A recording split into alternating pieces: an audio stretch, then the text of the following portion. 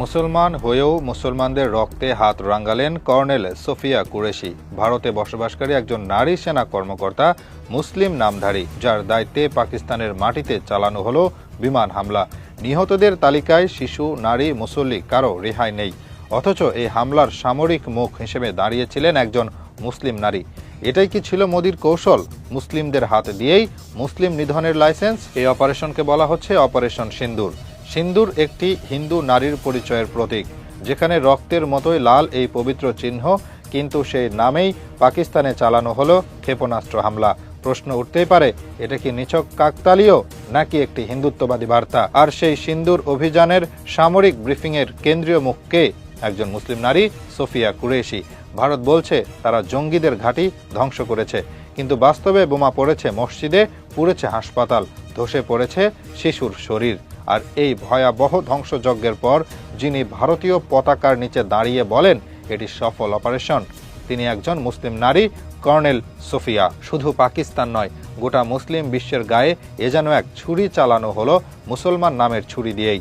এখানে প্রশ্ন একটাই, এই মহিলার পরিচয় কি শুধুই ইউনিফর্মে সীমাবদ্ধ? তিনি কি সত্যিই বুঝতে পারলেন না যে মাটিতে ক্ষেপণাস্ত্র পড়েছে তা মুসলমানদের ভূমি, যার মিনারে কোরআনের আয়াত ধ্বনিত হয়, সেই মিনারে এখন আগুনের ছায়া? নাকি মোদির রাষ্ট্র যেভাবে শিক্ষা দিয়েছে সেভাবেই তিনি নিজের ধর্মকে ঝেড়ে ফেলেছেন? ভারতের রাষ্ট্রনীতি এখন পরিণত হয়েছে এক ধূর্ত খেলায়, ধর্মের মুখোশ পরে ধর্মকেই ধ্বংস করা। কর্নেল সোফিয়া কুরেশি যেন সেই হিজাবহীন সৈনিক, যিনি শপথ নিচ্ছেন ভারত মাতা কীর্তনে, কিন্তু বন্দুক তাক করে আছেন মসজিদের দিকে। একজন মুসলিম নামধারী নারী যখন নিজের ধর্মীয় পরিচয়কে প্রোপাগান্ডার মুখ বানিয়ে শত্রুর ভূমিতে হামলা চালান, তখন সেটি কেবল রাজনৈতিক কৌশল নয়, সেটি হয় আত্মপরিচয়ের বিপর্যয়। এখানে বিষয়টি কেবল একজন নারী সেনা কর্মকর্তা নয়, এটি একটি রাষ্ট্রের পরিকল্পিত অপারেশন।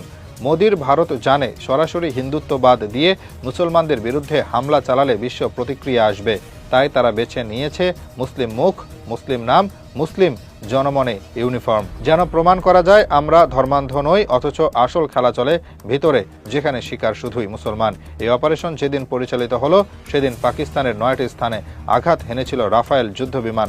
বোমা পড়েছে ঘরবাড়িতে, মসজিদে, মাদ্রাসায়। নিহতদের কেউ সন্ত্রাসী নয়, কেউ অস্ত্রধারী নয়, বরং তারা নামাজরত মুসল্লি, শয্যায় রোগী, ঘুমন্ত শিশু। অথচ অপারেশনের সামরিক ব্যাখ্যায় বলা হয়েছে এই অভিযান ছিল সন্ত্রাস বিরোধী সুনির্দিষ্ট পদক্ষেপ। একজন মুসলিম নারী কর্মকর্তা যখন কথা বলেন, তখন তা রাষ্ট্রীয় সন্ত্রাসকে বৈধতা দেওয়ার সবচেয়ে মারাত্মক কৌশলে পরিণত হয়। ভারত কর্নেল সোফিয়াকে তুলে ধরছে নারী ক্ষমতায়ন এবং সংখ্যালঘু অন্তর্ভুক্তির প্রতীক হিসেবে। বাস্তবতা হলো তিনি একজন প্যাকেজড সেনা চরিত্র, যার পরিচয় এখন ব্যবহৃত হচ্ছে মোদির কৌশলগত প্রচারে। অথচ ভারতের অভ্যন্তরে মুসলমান নারীদের হিজাব নিষিদ্ধ, শিক্ষা থেকে বঞ্চনা, সহিংসতা আর বিভেদের শিকার হতে হচ্ছে প্রতিদিন। কিন্তু তাদের মাথা ব্যথা নেই মিডিয়ায়, নেই মন্ত্রীদের ভাষণে, কারণ তারা সিস্টেমের ঘুঁটি নয়, তারা মোদির সামরিক কল্পকাহিনীর নায়িকা নয়। আজ কর্নেল সোফিয়া কুরেশি পাকিস্তানের হামলার মুখ, কাল হয়তো তাকে বানানো হবে ভারতের মুসলিম ফেস অফ ডিফেন্স। তাতে মোদি বলবেন আমরা মুসলিম বিদ্বেষী নই, অথচ প্রতিদিন মুসলমানদের ঘর ধ্বংস হয়, ছেলেদের এনকাউন্টার হয়, মেয়েদের গলা টিপে মারা হয়।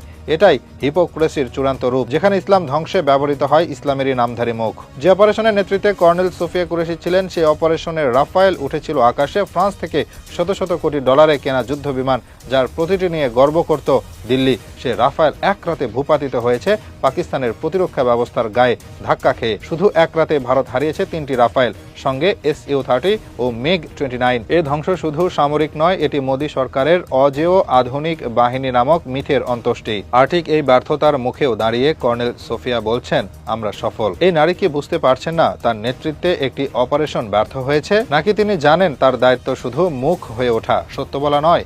ভারতের পক্ষ থেকে এখন রাফায়েল ধ্বংসের খবর চাপা দেওয়ার চেষ্টা চলছে। রাষ্ট্রীয় মিডিয়া অস্বীকার করছে, মন্ত্রীরা চুপ, কিন্তু পাকিস্তান দেখিয়েছে রাফায়েলকে নামানো যায়। সেই ছবিগুলো ছড়িয়ে পড়েছে বিশ্ব মাধ্যমে, যেখানে ভারতের গর্ব ধসে পড়ছে ধ্বংসস্তূপে। অথচ কেউ একবারও প্রশ্ন করছে না এই অপারেশনের নেতৃত্বে কে দিচ্ছিল। সেই কর্নেল যাকে মোদী সরকার ব্যবহার করেছে এক মুসলিম মুখ হিসেবে।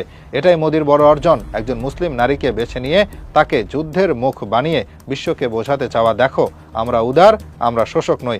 অথচ বাস্তবে সেই মুসলিম নারী হয়েছেন হিন্দুত্বের অন্যতম অস্ত্র, যার কথায় বৈধতা পেয়েছে মসজিদে ক্ষেপণাস্ত্র, শিশুর দেহে আগুন। পাকিস্তানে যারা নিহত হয়েছে তারা ছিল মুসলমান, তাদের কেউ জঙ্গি ছিল না, তারা ছিল নামাজরত, ঘুমন্ত, অসুস্থ, নিরাপরাধ।